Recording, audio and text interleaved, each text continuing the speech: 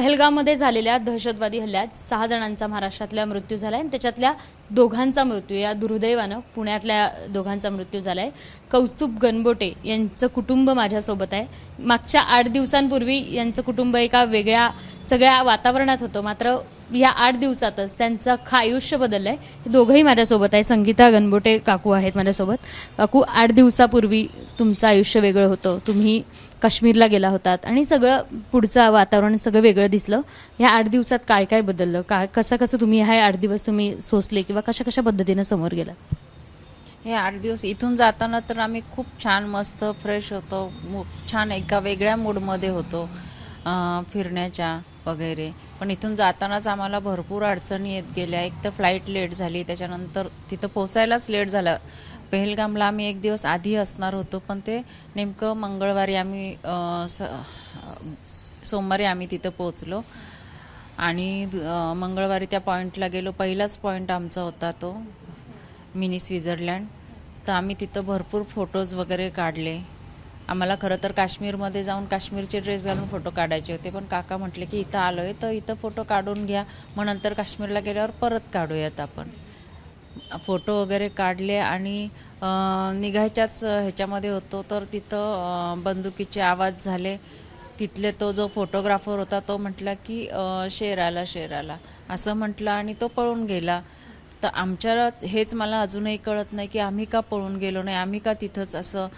काका म्हटले, हे म्हणजे माझे मिस्टर म्हटले की आपण सगळे झोपूयात खाली, म्हणजे शेर आपल्याला काय करणार नाही, तो लांबून निघून जाईल। म्हणजे हे कसं डोळ्यावर झापड बसल्यासारखंच झालं किंवा भुरळ पडल्यासारखं झालं। आम्ही तिथं बसलो आणि तेवढ्याच समोर माझ्या बॅक साईडला हा अतिरेकी उभा होता आणि तुम्ही बघितलंय साधारण कसं त्याचं वर्णन तुम्ही काही करू शकता? नजर एकदम म्हणजे एकदम ब्लँकच झालो आम्ही। आमचं डोकंच चालायचं बंद झालं। आजूबाजूला सगळीकडे गोळीबाराचा आवाज, सगळीकडे गोळीबाराचा आवाज फटाफट सुरू झाला। काय म्हटलं होतं त्या दहशतवाद्यांनी? सध्या सोशल मीडियावर आणि इकडे तिकडे वेगवेगळ्या चर्चा आहे, जातीच्या धर्माच्या असू देत किंवा बाकीच्या सुद्धा, आणि काही व्हिडिओज पण रोजचे समोर येत आहेत। काय म्हटलं होतं तेव्हा त्यांनी पहिलं तर जगदाळे काकांना म्हणजे जगदाळेंना उठवलं त्यांच्या जागेवरनं आणि त्यांना म्हटले की चौधरी इधर आ और तुझे वो कुरान पढ़ने को आता है क्या, ऐसा वैसा उनको बोले, म्हणजे असं तसं त्यांना विचारलं। तर मनू म्हणजे असावरी आम्हाला म्हटली की काकू आणि आई तुम्ही पटापट टिकल्या तोपर्यंत काढायला लावल्या आणि आम्ही जोरजोरात अल्लाह अकबर म्हणायला सुरुवात केली। परंतु तरीही त्यांनी त्या जगदाळ्यांना पहिल्यांदा गोळी मारली डोक्यामध्ये आणि लगेच हे पालथे असे झोपलेले होते शेराला या भीतीनं आणि त्यांनाही डोक्यात गोळी मारली। म्हणजे त्यांचं नंतर मी बघितलं तर त्यांचा डोळा बाहेर आलेला होता। सगळं असं हे अवघडच झालं सगळं। मागचे हे झालं त्याच्यानंतर आसावरीने तुम्हाला सावरलं सगळ्यांना? हो, तिने आम्हाला सगळ्यांना सावरलं। तिने आम्हाला सगळ्यांना दोघींनाही खाली घेऊन गेली। मी तर त्यांच्याच जवळ बसले होते। तिला म्हटलं थांब अगं म्हणू, आपण बघूयात, काहीतरी प्रयत्न करूयात, काकांना सरळ तरी करूयात। नाही म्हटली काकू आपण खाली जाऊयात, खालनं काय मदत मिळते का ते बघूयात, चला तुम्ही पटकन, इथं राहिलात तुम्ही आणि आपण तर आपल्यालाही ते अतिरेकी मारतील, मग आपण काहीच नाही करू शकणार। आणि म्हणून मग आम्हाला खाली घेऊन गेली। आता या तिथनं तुम्ही पुण्यात आलात, मात्र मागचे 8 दिवस तुम्हा सगळ्यांसाठीच प्रचंड कठीण होते। अनेक मीडिया ट्रायल्स द्यायला लागत आहेत, सगळ्यांशी बोलावं लागतंय। 8 दिवसात काय तुम्ही सोसलंय? 8 दिवसात तर खूपच स्ट्रेस झाला आम्हाला। सारखी ही प्रश्न विचारून आम्ही सारखं हे बोलून आमचं अर्ध डोकंच बंद पडल्यासारखं झालंय आता। सरकारने आता मदत जाहीर केली आहे सगळ्या कुटुंबियांना, जे 6 जण महाराष्ट्रातले होते त्यांच्या 50 लाख रुपयांची मदत जाहीर केली आहे आणि त्या मदतीला आता तुमचं काय उत्तर? सरकारने जे काही निर्णय घेतलेला असेल तो योग्यच विचार करून घेतलेला असेल, त्याविषयी माझं काही म्हणणं नाही आहे। काकू, आता तुम्हीच सगळ्यांनी तो सगळा प्रसंग अनुभवलाय, आम्ही तर तुमच्याकडनं तो ऐकतोय। साधारण तुम्ही टिकल्या काढून फेकला म्हणतायत, धर्माचं राजकारण होताना दिसतंय आणि या सगळ्या हल्ल्यावरनं आता महाराष्ट्रात पण वेगळं राजकारण, कोणतेही नेते काहीही येऊन बोलतायत। तर ही वेळ आहे राजकारण करण्याची असं वाटतं, कारण राजकारण्यांनी कायमच प्रत्येक याच्यात राजकारण करायचं ठरवल्याचं या सगळ्या प्रसंगातनं दिसून येतंय। नाही, खरं तर टिकल्या वगैरे काढून तर आम्ही ह्याच्यात राजकारण असावं किंवा नसावं ते माहिती नाही आहे।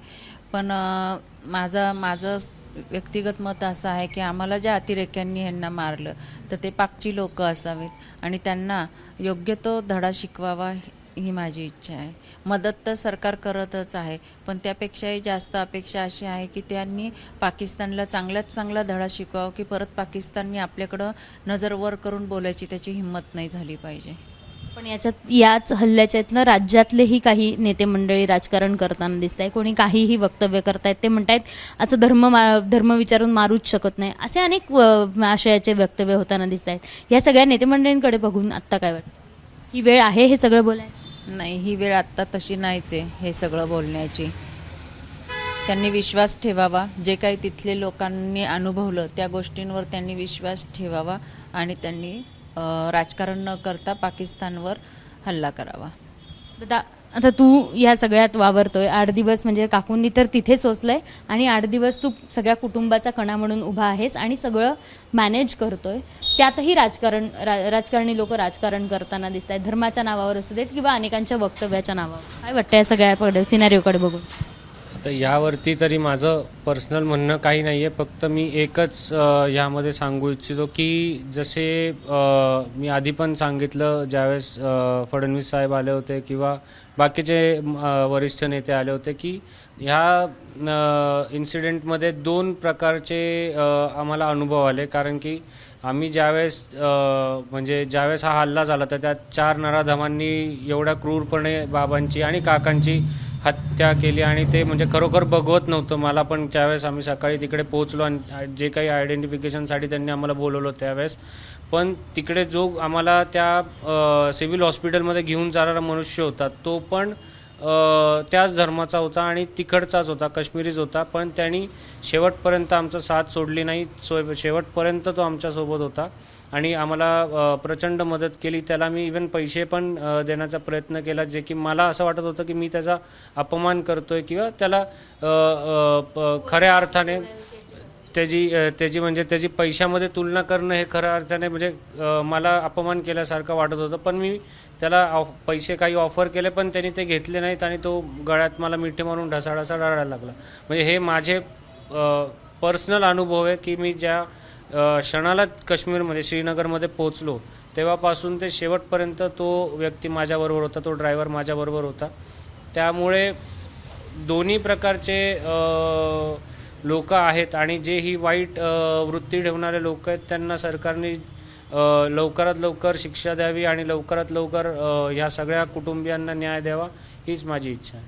50 लाखांची मदत जाहीर केली आहे आणि तुम्हाला ही नोकरी नाही पाहिजे किंवा याची आत्ता सध्या गरज नाही, आम्ही आमचा व्यवसाय पुढे नेऊ, असं तुझं म्हणणं आहे. साधारण व्यवसाय पुढे नेतानाही सरकारची गरज भासू शकते, तर कोणत्या कोणत्या गरज असू शकतात? त्याबद्दल तरी म्हणजे आत्ता तुम्ही खऱ्या अर्थाने विचाराल तर मी काहीच म्हणजे असा विचार केलेला नाही आहे. कारण की आत्ता नुकतेच 8 दिवस झालेत आणि ह्या सगळ्या गोष्टींबद्दल विचार करायला खऱ्या अर्थाने आम्हाला आत्ता वेळच मिळाला नाही. कारण की त्या दुःखातनं आम्ही कसेबसे सावरतोय अजून. कारण की वडील जे होते ते म्हणजे अख्ख्या आमच्या कुटुंबाचा एक कणा म्हणू शकतो असे होते आणि आमचं आयुष्य सगळ्यांचं त्यांच्याच अवतीभोवती होतं. त्यामुळे त्या दुःखातनं आम्ही अजून सावरतो आणि याविषयी काही मी तुम्हाला आत्ता वक्तव्य करणं हे चुकीचं राहील. कारण की आम्ही त्याविषयी अजूनपर्यंत काहीच विचार केलेला नाही आहे. अरे 8 दिवसात सगळं फेस केलंय तू. सगळ्यात कठीण प्रसंग कुठला होता साधारण?